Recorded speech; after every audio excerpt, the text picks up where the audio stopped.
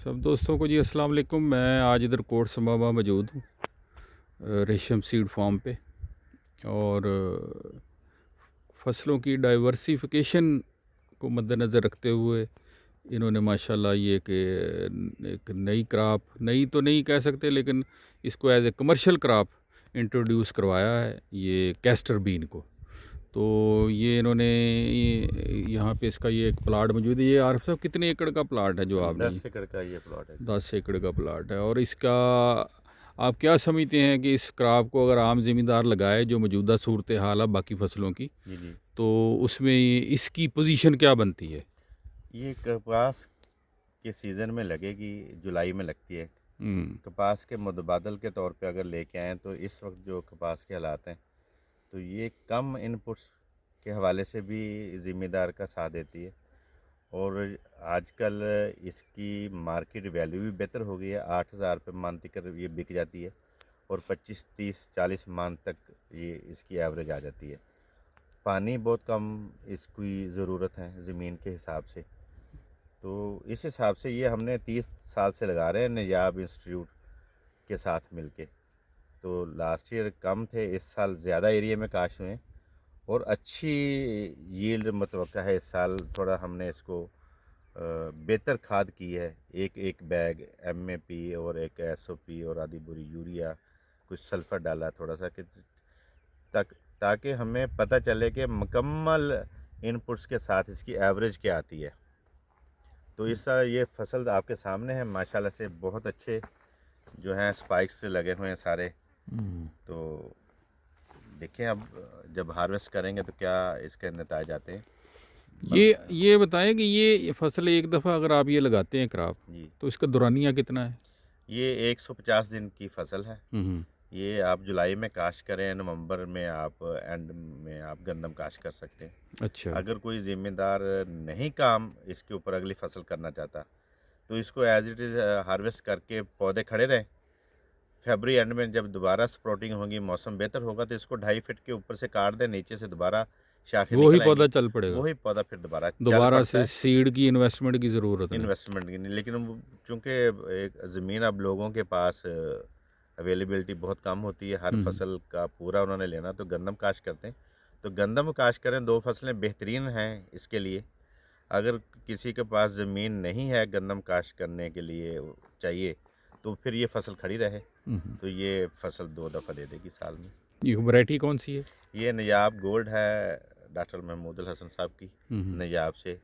यहाँ पे स्पाइनलेस भी हमने लगाई हुई आगे। अच्छा। और 20-23 नयाब 3 वैरायटियाँ हैं इनकी, जो लगी हुई तीनों है। हमने यहाँ पे लगाई हुई हैं। और कोई मैंने 100-150 एकड़ की यहाँ पे काश्त किया हुआ मुख्तलिफ जगह पे।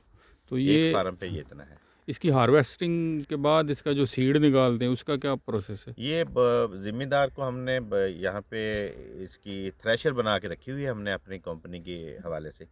जिस ज़िम्मेदार को चाहिए होती है वो ले जाए, और ये कटर से काट के, जैसे कपड़े में कपड़ा बांध के उसमें डालते रहते हैं। जब ये ब्राउन हो जाएगा तो डेरे पे ले जाएं, वहाँ पे थोड़ा इसको सुखाएं, उसके बाद हार्वेस्टिंग करें थ्रेशर। और थ्रेशर करने के बाद बीज को हवा लगेगी तो बीज अलहदा हो जाएगा, छिलका अलहदा हो जाएगा, ठीक है। तो बीज फिर आप मार्केट में बेच सकते हैं। तो ये इसका क्या मार्केट इसकी कहाँ है सबसे बेस्ट? या मार्केट में तो नहीं इसका प्रॉब्लम आता मार्केटिंग अभी के वक्त? मार्केट में प्रॉब्लम नहीं है, लेकिन हर जगह नहीं बिकता। हमने अपने एरिया के लोगों को सहूलत दी है कि वो रेशम सीड पे ला के हमें भेज दें या हमें बता दें कितना है, तो फिर कराची में या मुख्तलिफ एरिया में ये बिक जाती है। तो वहाँ पे फिर हम इकट्ठी करके उन लोगों को देते हैं। हम खुद भी अब चाह रहे हैं कि इसको हम फिनिश प्रोडक्ट की तरफ जाएं, वैल्यू एडेड की तरफ। तो इसका तेल निकाल के दुबई में बड़े अच्छी मार्केटिंग है। तो जब कोई इस लेवल तक हम पहुंच जाएंगे कि 1000-1500 एकड़ यहाँ पे काश्त हो जाए रहीम खान में, तो फिर हम खुद भी स्पेलर लगा के तेल निकालने का प्रोग्राम बना रहे हैं, ताकि लोगों को बेचने का प्रॉब्लम ना आए।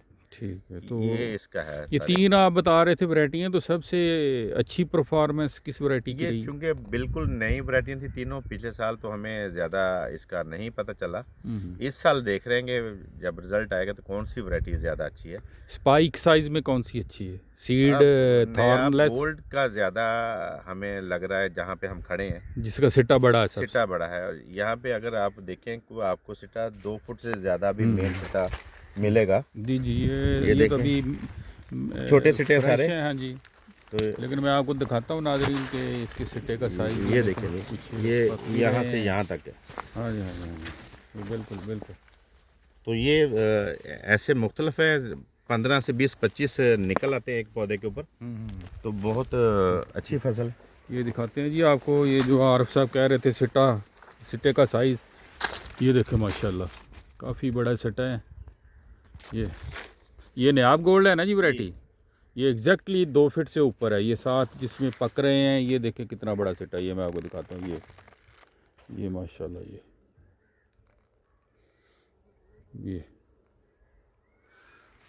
ये जी एक अच्छा इन्होंने वर्किंग की है ज़मींदारों की रहनुमाई के लिए और कंपटीशन को अवॉइड करने के लिए और रवायती फ़सलों से हटकर अपने खेतों से अच्छी आमदन हासिल करने के लिए।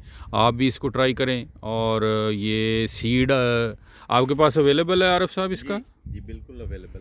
अच्छा जी, ये देखें जी माशाल्लाह सिट्टा देखें, ये ज़बरदस्त। और हर पौधा लाजवाब है।